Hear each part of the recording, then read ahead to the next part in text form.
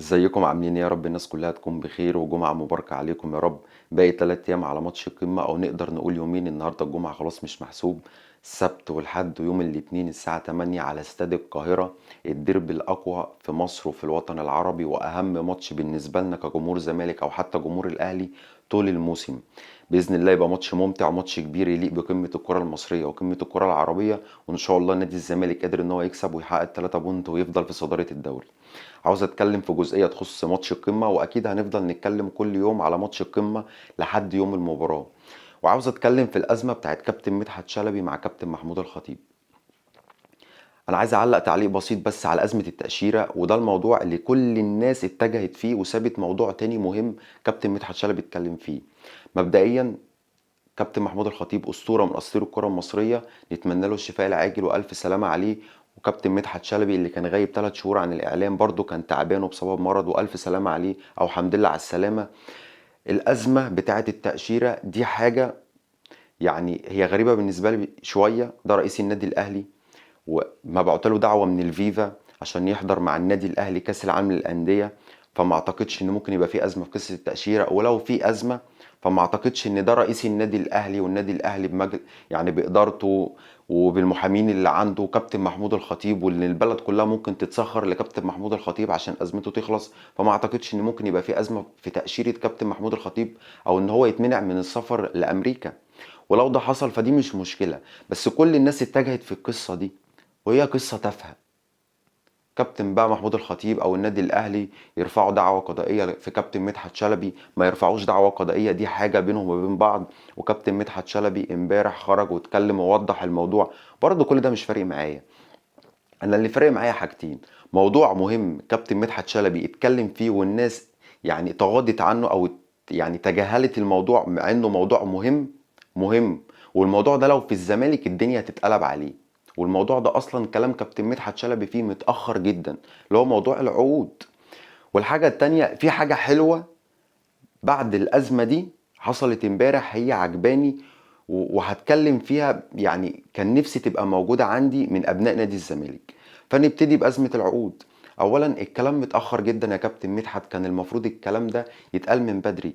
أزمة كولر اللي اتدفع له 120 مليون جنيه، ريبيرو اللي اتدفع له 3 شهور. يعني ريبيرو قعد 3 شهور واتدفع له 3 شهور بعد ما هو كمان مشي. الشهر ب 250 ألف دولار، يعني بتتكلم في 750 ألف دولار. وكولر 120 مليون جنيه. انت حقك تتكلم فيهم، وكنت اتمنى كل الاعلام يتكلم في الازمة دي بس في وقتها. ده كولر مشي وريبيرو مشي والاهلي بيجيب مدرب جديد، ودي يعني الكلام ده متأخر. بس الفكرة ان الكلام ده مهم، والازمة دي لو في الزمالك الدنيا هتتقلب والدنيا هتقوم وتقعد، وازاي يدفع فيه الفلوس. وانا كنت عامل فيديو من فترة وقلت ان كابتن احمد شوبير ايام بن شرقي وفرجاني ساسي طلع يقول ويهاجم ادارة الزمالك ازاي هتجددوا عقود اللعيبة بالمبلغ ده، واوضه اللبس هتبوظ والكلام ده كله. الازمة لما بتبقى في الزمالك كل الاعلام بيطلع يتكلم فيها، الازمة لما بتبقى في الاهلي كله بيتغاضى عنها ويعمل نفسه مش عارف ويعمل نفسه مش شايف ويعمل نفسه من بنها. فالازمه دي ازمه متاخره قوي، كان المفروض كل الناس تطلع تتكلم فيها. هي متاخره بس كابتن مدحت هتتكلم فيها، لان الناس قبل كده ما اتكلمتش. الناس قبل كده ما اتكلمتش على ازمه موديست اللي كلف خزينه الاهلي 4 مليون دولار. ميكيسوني، جيرالدو، محدش كان بيتكلم على ازمات الاهلي. الفلوس اللي كانت بتدفع وبتترمي على الارض في لعيبه ما تسواش 3 جنيه. موديست جاي مبطل كوره. موديست قعد سنة مع الأهلي كلفت الأهلي 4 مليون دولار. للناس اللي بتقول، الأهلاوية اللي كانوا بيقولوا كتير تدي وسام أبو علي 2.5 مليون دولار في الموسم.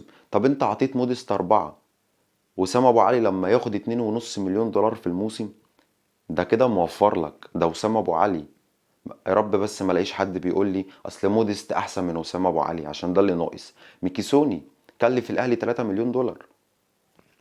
محدش اتكلم. لو ده لاعب في الزمالك الدنيا هتقوم ومش هتقعد، ومش بعيد تقوم حرب على مجلس إدارة الزمالك وعلى مدير التعاقدات وعلى النادي وعلى اللعيبة، والدنيا تبوظ عندنا في النادي. بس ده عشان في الأهلي فمحدش طلع يتكلم ساعتها. فلما كابتن مدحت شلبي اتكلم الناس تغاضت عنه ومسكت في موضوع التأشيرة. وصورة التأشيرة اللي انتشرت صح ولا غلط برضه كل ده مش فارق معايا. انا اللي فارق معايا ان الموضوع اللي كابتن مدحت شلبي اتكلم فيه، ازمة العقود ديت، محدش طلع اتكلم فيها قبل كده. الموضوع ده لو في الزمالك الدنيا هتقوم ومش هتقعد، الدنيا هتقوم ومش هتقعد. وجربنا كتير، وجربنا كتير. بس الميزة الوحيدة ان كابتن مدحت شلبي لما اتكلم في الحوار، هو حوار متأخر قوي، بس بقول لك الوحيد اللي اتكلم.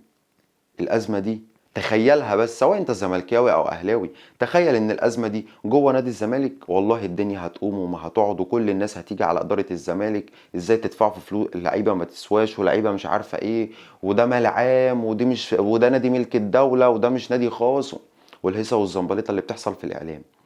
دي حاجه. الحاجه التانيه، الناس اللي بتتكلم على الصفقات، مصطفى العيش مكلف الاهلي 70 مليون جنيه. هل مصطفى العيش ملهاش علاقه بانتماء؟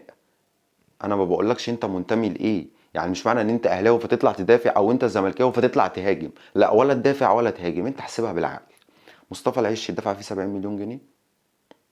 ولو هي بالمنطق ده، رامي ربيعه لما طلب 40 مليون جنيه في الموسم اتقال له بره مع السلامه، مش عايزينك، مش موافقين. فدي القصه اللي كنت اتمنى الناس تروح عندها، لان هي ازمه كبيره قوي. وزي ما بقول لك لو في الزمالك الدنيا هتقوم ومش هتقعد.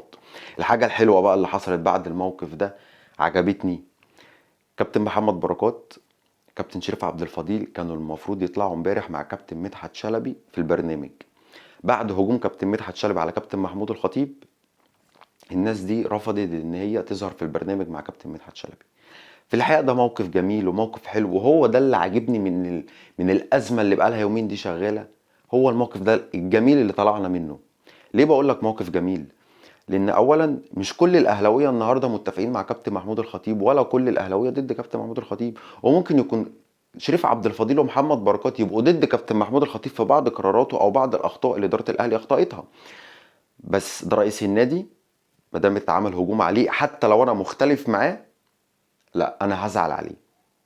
هتزعل عليه زي واحد صاحبك معاه مشكله مع حد، فانت عمرك ما هتقبل على صاحبك حتى لو انت بينك وبينه مشكله تقبل ان حد يقول عليه كلمه وحشه. فده اللي هم عملوه، موقف بسيط جدا وعدى على الناس ولا كأني في اي حاجه حصلت، بس هو موقف جميل. ليه بقول لك جميل؟ وكان نفسي يحصل بقى في يوم من الايام عندي في الزمالك. انا بشوف اعلاميين بتطلع ليل نهار على القنوات تخبط في الزمالك وفي لعيبه الزمالك وفي اداره الزمالك وتخلق مشاكل جوه نادي الزمالك، واخرهم كابتن مهيب عبد الهادي لما طلع قال لك ان فيريرا اجتمع مع اللعيبه قبل ماتش الجونه وقال لهم بصوا ما فيش فلوس في النادي، واللي عايز يلعب يلعب واللي مش عايز يلعب ما يلعبش، وطلع الكلام كله كذب وكله غلط وكله مغلوط. فاجي بعديها بيوم الاقي ناس زملكاويه قاعدين معاه ولا حتى يقولوا له اللي انت عملته ده غلط، اللي انت عملته ده ما يصحش، اللي انت عملته ده ما حصلش، ما حصلش. انا ما بقولكش حاجه حصلت وانت طالع تقول عليها فكنت اتمنى ان انت ما تقولهاش. لا، ده ما حصلش اصلا. بعض من ابناء نادي الزمالك بيطلعوا في الاعلام مع اعلاميين بيخبطوا في نادي الزمالك وبيقعدوا ولا اي حاجه، ولا فارق معاهم النادي ولا فارق معاهم اللعيبه، وفي الاول وفي الاخر بيقول لك احنا ولاد نادي الزمالك. فلا، انتوا مش ولاد نادي الزمالك، لانه ما تمرش فيكم عشره نادي الزمالك ولا خير نادي الزمالك اللي عملكم وخلاكم بني ادمين وخلاكم مشهورين وخلاكم النهارده بتطلعوا في الاعلام وليل نهار عاملين تلفوا القنوات تقبضوا في فلوس، وانتوا مش تمران فيكم عشره نادي الزمالك. فموقف جميل من شريف عبد الفضيل ومحمد بركات ان هم يحترموا رئيس ناديهم حتى لو هم مختلفين معاه، بسبب ان هو مثلا اتغلط فيه او اتهاجم حتى او اي حاجه. ففي ولاد نادي الزمالك النهارده بيحصل مصايب جوه نادي الزمالك وبيطلعوا يخبطوا كمان في نادي الزمالك، مش بس بيدافعوا عنه. انا مش طالب منهم الدفاع، لان نادي الزمالك جمهوره كفيل بيه وكفيل ان هو يدافع عنه، وكفيل ان هو مهما الزمالك يقع ويمر بازمات كفيل ان هو يقومه. جمهور الزمالك كبير ومش محتاج ولاد نادي الزمالك اللي هم يقفوا في ظهر النادي. فجمهور الزمالك احق بالنادي، وهو اكتر، يعني الجمهور ده اكتر ناس بتقف يعني في ظهر النادي، هم مش مستفادين حاجه من النادي. لكن ولاد نادي الزمالك اللي بيستفادوا ما بيدافعوش عن نادي الزمالك. فدي القصه بتاعت كابتن محمود الخطيب وكابتن مدحت شلبي. نيجي بقى لماتش القمه المصيري والمهم بالنسبه لي، وبشوف ان هو اهم ماتش في الموسم هو الماتش ده. وبدايه الماتش ده تكسب ليها عواقب، تخسر برضو ليها عواقب. عواقب المكسب، او مش عواقب، دي ميزه. مكسب الزمالك قدام الاهلي هيديله دفعة معنوية كبيرة وثقة للعيبة ان هم يكملوا ويدوسوا، وهتبقى سنة جميلة قوي. ولو لا قدر الله في خسارة، عواقبها هتزعل الزمالك وهتزعل اللعيبة وهتزعلنا احنا كمان كجمهور. فلازم لعيبة الزمالك، وزي ما قلت في الفيديو بتاع امبارح، يانيك فيريرا هيشتغل نفسيا مع اللعيبة. اللعيبة لازم تبقى في كامل تركيزها، لازم نفسيا تبقى مرتاحة. إدارة الزمالك وعدت اللعيبة إنها تصرف جزء من المستحقات يوم الأحد قبل الماتش بيوم، فإن شاء الله ده يحصل. حافز للعيبة كبير إن هو يتصرف لهم جزء من المستحقات. يانيك فيريرا لازم يشتغل نفسيا مع اللعيبة ويحضر اللعيبة كويس، وكابتن عبد الناصر محمد ومستر جون إدوارد. وفي حاجة، يانيك فيريرا سنة أولى قمة، أكيد. أنا معرفش حصلت ولا ما حصلتش، بس أكيد هي هتحصل أو أكيد حصلت. اكيد اداره الزمالك هتقعد مع يانيك فيريرا وتعرفه يعني ايه اهلي ويعني ايه زمالك ويعني ايه ماتش قمه، مش بس منافسه في الدوري. اصل هو الماتش بالنسبه لنا مش بس 3 بونت، لا، انت خسارتك من الاهلي بتضيعك ومكسبك للاهلي بيرفعك. فاكيد هيقعدوا مع يانيك فيريرا يعرفوه اهميه ماتش الاهلي. واللي بالنسبه لي او وجهه نظري، ماتش الاهلي مش بتاع فنيات. حتى عند جمهور الاهلي ماتش الاهلي مش بتاع فنيات. العب وحش يكش، ما تعملش باص صح طول الماتش، المهم تكسب. فالماتش ده بيبقى معنويا، بيبقى نفسيا، بيبقى روح، بيبقى قتال، بيبقى رجولة في الملعب. هو ده اللي بيكسبك ماتش الاهلي. فشغل بقى الخطط وشغل الفنيات العالية والجمل والهجمات هي مهمة، بس الاهم اللي انا بقولك عليه، لعيبة تلعب برجولة، عندك روح عالية، لعيبة تبقى مركزة في الماتش، ما تفكرش في اي مشاكل تانية. بعد الماتش اعملوا اللي انتوا عايزينه. 3 بونت لا غنى عنهم، تنزل تكسب الاهلي. 3 بونت لازم الزمالك ياخدهم. واتمنى ان كده كده جمهور الزمالك في ظهر اللعيبه ايا كان، بس اتمنى ان اداره الزمالك هي اللي تحفز اللعيبه، تصرف جزء من المستحقات وتجتمع مع اللعيبه وتوعدهم ان انت هتحل ازمه المستحقات دي بعد ماتش القمه، واللعيبه دي تدخل على شهر 10 ملهمش جنيه عند النادي. دي حاجه كويسه جدا للعيبه. ما تبقاش اللعيبه بتأدي برجوله وجمهور الزمالك عمال يطالبهم والاداره والدنيا كلها عماله تطالب ان هم يكسبوا فيكسبوا. فلما يحصل اخفاق احنا بنهاجم، بس احنا جمهور. لكن كاداره ما تقدرش تهاجم. ليه؟ هو انت اللاعب النهارده عندك لما يخسر مش في لائحه عقوبه؟ او لما يتعادل مش في لائحه عقوبه؟ طب انت هتعاقبه ازاي وانت ما بتدوش فلوس؟ يعني انا دلوقتي لاعب في نادي الزمالك، اتعادلت او خسرت، هتيجي تقول لي مخصوم من مستحقاتك 50,000 جنيه. هي فين مستحقاتي؟ انا ما باخدش جنيه بقالي 3 شهور. فانت لازم تشبع اللعيبه، تديهم فلوسهم عشان وقت العقاب تقدر تعاقبهم. قول لي كده، انت تقدر تعاقب لعيبه الزمالك لما تتعادل مع المقاولين او بلاش التعادل، خلينا في خساره وادي دجله، هتعاقبهم هتقول لهم ايه؟ مخصوم 25% من مستحقاتك؟ هو انا ما خدتش حتى 1% من مستحقاتي، فانت بتعاقبني بناء على ايه؟ فلازم تدي اللعيبه فلوسها، تدي اللعيبه مستحقاتها، عشان بعد كده الحساب يبقى حساب، العقاب عقاب والصواب صواب. لازم الازمه دي تخلص، لازم الازمه دي تتحل. زي ما قلت في الفيديو اللي فات، لو اداره الزمالك مش تقدر تحل مستحقات اللعيبه والازمه دي كلها بعد ماتش القمه ايا كانت ايه النتيجه، اتفضلوا قدموا استقالتكم، وكفايه مهازل وكفايه مشاكل وكفايه قرف لحد كده. احنا والله ما مستحملين. احنا مش كل رئيس نادي هيجي يمسك الزمالك هيجددنا ويكرهنا في عيشتنا. مش معقول. احنا بشر على فكره، يعني احنا بني ادمين عايزين نفرح زي جمهور انديه العالم. عايزين نفرح وعايزين نزعل، بس احنا دايما بنزعل. نفرح امتى بقى؟ لما اللعيبه تلعب ماتش كويس ونكسب. بس عارف احنا بنكسب من هنا، بنفرح ونبقوا مبسوطين ان الزمالك كسب بالليل. يعني مش هقول لك الصبح، بالليل بنسمع ان في ازمه جوه نادي الزمالك بسبب المستحقات، اصل مش عارفه قضيه في الفيفا. لا، تعبنا والله، تعبنا. احنا اول نادي في العالم يتوقف له قيد. احنا دخلنا التاريخ في وقف القيد. انا عمري ما سمعت في السنين اللي فاتت ان في حاجه اسمها وقف قيد ايا كان عند مين النادي. لعيب بيشتكي في الفيفا، الفيفا بتحكم ان هو يديلهم فلوس، بيقسط الفلوس والدنيا بتمشي. وقف القيد دي ما سمعناش غير بدايه من نادي الزمالك. فيا ريت الازمات دي تخلص عشان احنا تعبنا وزهقنا. يانيك فريرا زي ما بقول لك هيشتغل، لازم يشتغل على اللعيبه نفسيا ومعنويا ويحفزهم. لازم اللعيبه تنزل مركزه، ماتش القمه لا غنى عنه، حياه او موت، لازم ال3 بونت. دونجا جاهز بنسبة 95% إن هو يلعب ماتش الأهلي. ودونجا لعيب راجل ومصر إن هو سليم وعايز يلعب الماتش. أكيد طبعا الجهاز الطبي هو اللي هيشوف ويقرر هل دونجا جاهز 100% ولا لأ. بس اللي أنا مستغرب له يعني سبحان الله، يعني الدنيا دي مش على كيف حد. احنا من شهرين بالظبط كنا بنهاجم النادي وبنهاجم دونجا وعايزين دونجا يمشي وشوفوا له عرض ومش عايزينه تاني الزمالك. النهارده كل جمهور الزمالك بالاجماع، وانا واثق من اللي انا بقوله، اهم لاعب عنده في الماتش ده دونجا. مش حتى مش خوان بزيرة. هعمل ايه بخوان بزيرة قدامه وانا عندي الستة الارتكاز بتاعي اللي بيستخلص لي الكوره، اللي اكتر لاعب احصائياته في بطولة الدوري بيستخلص كوره، واكتر لاعب في نص ملعب في كل فرق الانديه بيطلع باص من رجله صح. ودونجا بقى بيتطور وبيلعب لقدام.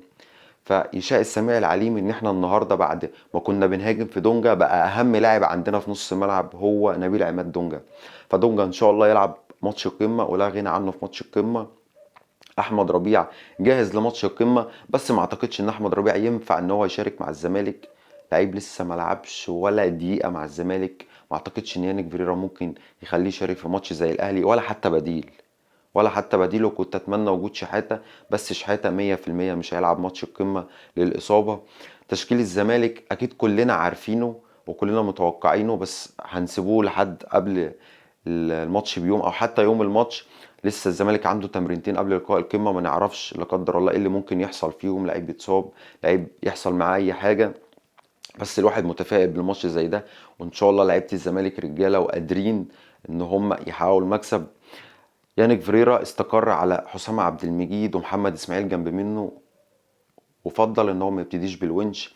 وانا من وجهة نظري قرار صح 100%. الونش غاب عن الملاعب بقاله 3 مباريات، كان اخر ماتش قدام وادي دجله. محمد اسماعيل رجليه في الملعب. محمد اسماعيل بقى واثق من نفسه، هادي، بيعرف يطلع بالكوره، ويعني وبصير كويس وعينيه كويسه لما بيلعب الكره العاليه. يعني في وقت من الاوقات الزمالك بيخرج بالكوره، هو بيعرف يخرج الزمالك بالكوره. في وقت من الاوقات هيلعب العالي او يلعب الكرات الطويله والزمالك مضغوط، هيعرف يخرج الكره الطويله من رجليه كويس. وانا بشوف ان ده قرار صح. محمد اسماعيل جنب حسام عبد المجيد. حسام عبد المجيد بالله عليك يا شيخ، ده ماتش اهلي. ده ماتش اهلي وماتش مصيري وماتش حياه او موت. وماتش بالنسبه لي اهم ماتش في الدوري. فبالله عليك لا تركز، عشان انت الجونين اللي دخلوا وكلفوك ان انت تخسر من وادي دجلة وتتعادل مع الجونة كانوا بسبب تمركزاتك الخاطئة او بسبب ارتدادك ببطء. حسام عبد المجيد انت لازم تركز ولازم تبقى فايق وواعي، لان انت هيتلعب عليك كتير قوي. وارجع لماتش السوبر وشوف الاهلي كان باني عليك وانت كنت مركز وكنت ارجل لاعب واحسن لاعب في الزمالك في الماتش ده. فاعمل حسابك ان الاهلي او كابتن عماد النحاس شايف غلطاتك وهيضطر ان هو يستغل النقطه دي. ما دي نقطه ضعف النهارده في خط دفاع الزمالك، واسوأ بدايه لحسام عبد المجيد مع الزمالك.